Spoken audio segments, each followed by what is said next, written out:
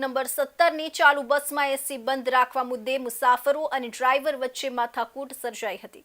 ગુંગળામણ વચ્ચે મુસાફરોએ એસી ચાલુ કરવા આજીજી કરી હોવા છતાં ડ્રાઈવરે ઉદ્ધતાઈ ભર્યું વર્તન કર્યું હોવાનો આક્ષેપ છે। મહિલાએ મોબાઈલ કેમેરો ચાલુ કરતા ડ્રાઈવરે એસી ચાલુ કર્યું હતું, પરંતુ ત્યારબાદ વરાછા મિની બજાર પાસે ડ્રાઈવર બસ રસ્તા પર જ મૂકીને ચાલ્યો ગયો હોવાનો દાવો કરવામાં આવી રહ્યો છે। સમગ્ર ઘટનાનો વિડીયો સોશિયલ મીડિયા પર વાયરલ થયો છે। સુરતમાં બીઆરટીએસની જાહેર સેવા ફરી વિવાદમાં આવી છે। રૂટ નંબર 17ની બીઆરટીએસ બસમાં મુસાફરો સાથે ડ્રાઈવરની દાદાગીરીનો વિડીયો સોશિયલ મીડિયા પર વાયરલ થયો છે। મળતી માહિતી મુજબ બસમાં એસી બંધ હોવાના કારણે મુસાફરો ગરમી અને ગુંગળામણથી પરેશાન થયા હતા। મુસાફરોએ બસના ડ્રાઈવરને એસી ચાલુ કરવા માટે રજૂઆત કરી હતી।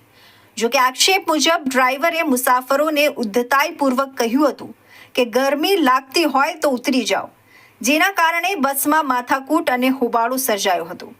મહિલા મુસાફરે સમગ્ર ઘટનાનો મોબાઈલમાં વિડીયો ઉતારવાનું શરૂ કરતા ડ્રાઈવરે એસી ચાલુ કર્યું હતું। જો કે મામલો અહીં જ અટક્યો ન હતો। વરાછા મિની બજાર નજીક પહોંચ્યા બાદ ડ્રાઈવર બસ રસ્તા પર જ થંભાવીને ત્યાંથી ચાલ્યો ગયો હોવાનો આક્ષેપ છે। ડ્રાઈવર બસ છોડીને ચાલ્યું જતા મુસાફરો મુશ્કેલીમાં મુકાયા હતા।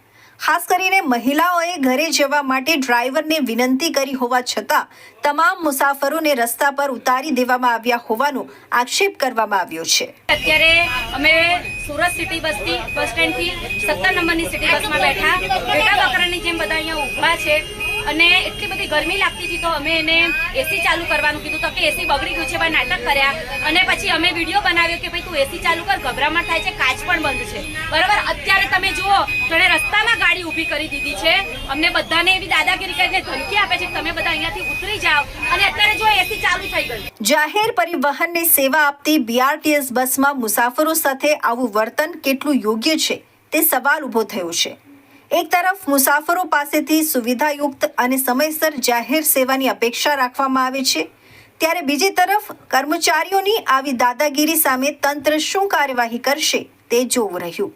હાલ સમગ્ર ઘટનાનો વિડીયો સોશિયલ મીડિયા પર વાયરલ થતા બીઆરટીએસ તંત્રની કામગીરી સામે સવાલો ઉઠી રહ્યા છે।